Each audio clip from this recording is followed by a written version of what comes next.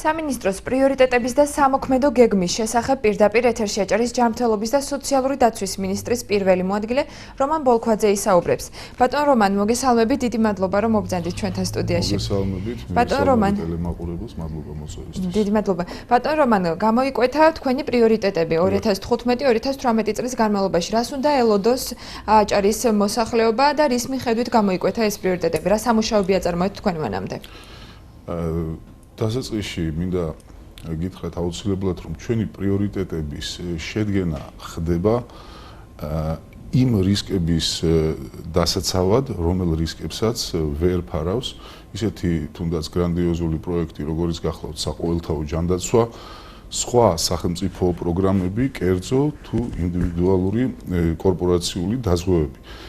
პირველ რიგში პრიორიტეტები იკვეთება ხოლმე, რათა გადაფარული იყოს ის რისკები, რომელიც ამ პროექტებით ვერ არის ხოლმე დაფარული. აი მაგალითისთვის, რომელი პროექტები არ შედის საყოველთაო ჯანდაცვის პაკეტში და რა დახმარებას თავაზობთ თქვენ ამ შემთხვევაში მოსახლეობას? ძალიან საინტერესო კითხვა არის ფიქრობ მაყურებლისთვის, გიპასუხებ სიამოვნებით.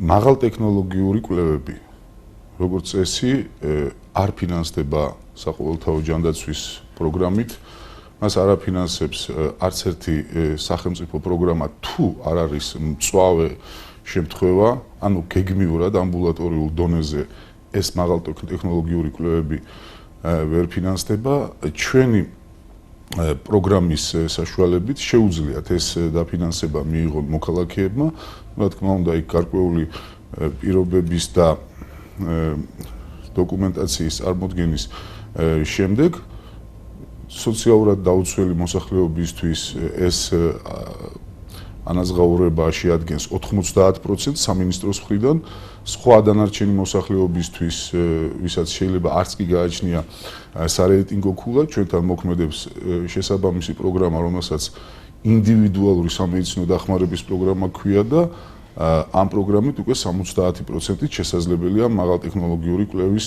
დაფინანსება. თუ გაქვთ გათვლილი, ბატონ რომან, ბოდიში გაწყვეტინებთ, თუ გაქვთ გათვლილი დაახლოებით რამდენ ადამიანს შეუძლია ამ გამონაკლისით ისარგებლოს? დაახლოებით რამდენ ადამიანზე იქნება ეს პროგრამა მორგებული?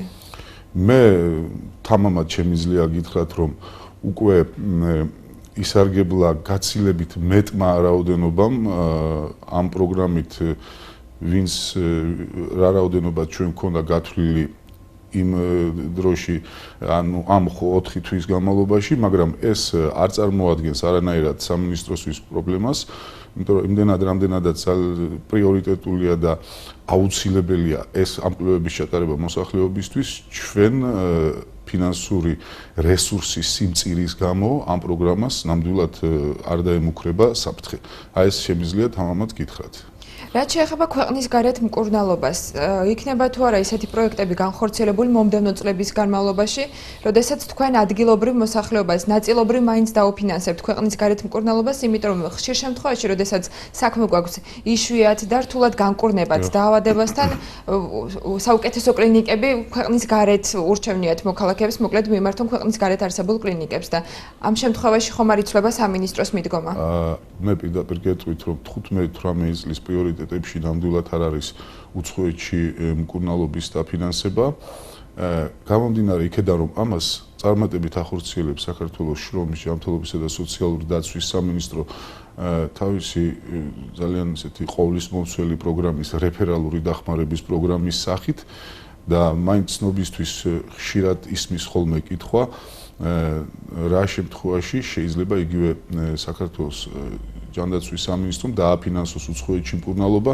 აქ რა თქმა უნდა წარმოუდგენელია შეძლოს სამინისტროს მხოლოდ სურვილიდან გამომდინარე დააფინანსოს უცხოეთში მკურნალობა. ხდება იმ შემთხვევაში, თუ კვალიფიციურ ექსპერტთა ან კონკრეტული მიმართულების ასოციაციის დასკვნას წარმოადგენს პაციენტი, რომ მსგავსი სამედიცინო მომსახურება საქართველოში ვერ ხორციელდება და ერთადერთი გამოსავალი არის მისი უცხოეთში მკურნალობა. ამ შემთხვევაში თითქმის ყველა შემთხვევას ითვალისწინებს საქართველოს ჯანდაცვის სამინისტრო და არტოვებს პაციენტს მარტივად რო ვთქვათ უყურადღებოდ. რაც შეეხება სოციალური დაცვის პროგრამებს, რა ახალი მიმართულებები ელოდებათ საჭარაში მცხოვრებლებს? რა შეიცვალა 2015-2018 წლის გეგმის მიხედვით? პრიორიტეტებზე რომ გითხრათ, თუნდაც ამ შემთხვევაში სოციალური დაცვის მიმართულებით, პრიორიტეტების გამოკვეთისას ძალიან დიდ მნიშვნელობას ვანიჭებთ ხოლმე ჩვენ დაინტერესებული მხარეების მონაწილეობას ამ პრიორიტეტების და ზოგადად პროგრამების შექმნაში. შარშან ან დაინტერესებული მხარეც შეიძლება ჩაითვალოს მოქალაქე, რომელიც სამინისტროს მიმართავს დახმარების. რა თქმა უნდა, პირველ რიგში პრიორიტეტების გამოსაკვეთად ჩვენ ხელმძღვანელობთ იმ სტატისტიკით, იმ მომართვიანობით, რა მომართვიანობაც გქონდა ჩვენ და რა გამოიკვეთა ამ სტატისტიკით? აი მე ეს იმდენად ვრცელი თემა ახლა ცოტა შორს აგვიყვანს, მე უბრალოდ ერთ მაგალითს გეტყვით. არასამთავრობო ორგანიზაცია შეზღუდული შესაძლებლობის მქონე პირთა უფლებებისათვის ძალიან ესეთი კრეატიული ახალგაზრდა ადამიანი ახალგაზრდა კაცი უდგას ამას ამ სათავეში ამ ორგანიზაციას შარშან ჰქონდათ მათ ასეთი წინადადება რომ ეტლების სავარძელ ეტლებით მოსახლეობის დახმარებას უწელსაც ახორციელებს ჯანდაცვის სამინისტრო მიწოდებას უпростоრად. თუმცა თქვენ გულისხმობთ მათი მონაწილეობით პროგრამა უფრო მობილური გახდა. უფრო მობილური და უფრო მორგებული გახდა. დიახ, მე აი მორგებულობა რაში არის გამოხატული ამას მოგახსენებთ. ჩვენ ყიდულობდით ეტლებს და სურვილის შემთხვევაში და საჭიროების შემთხვევაში უკვე ბენეფიციარს ვაწვდიდით უკვე მზა ეტლს, ასე ვთქვათ.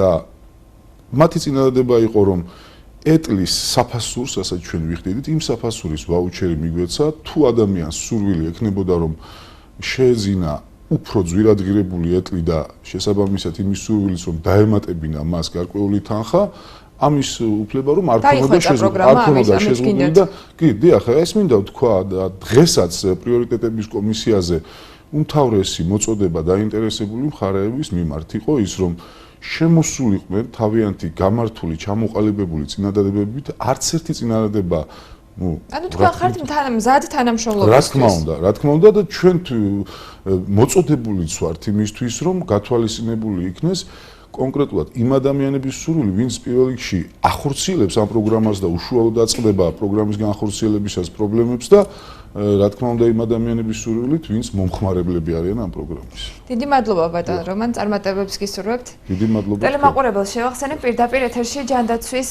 და სოციალური დაცვის კუთხით დანერგილ და შემუშავებულ პროექტებთან დაკავშირებით აჭარის ჯანდაცვის და სოციალური დაცვის მინისტრის პირველი მოადგილე რომან ბოლქვაძე საუბრობდა. განმაგრძობთ გამოშვებას.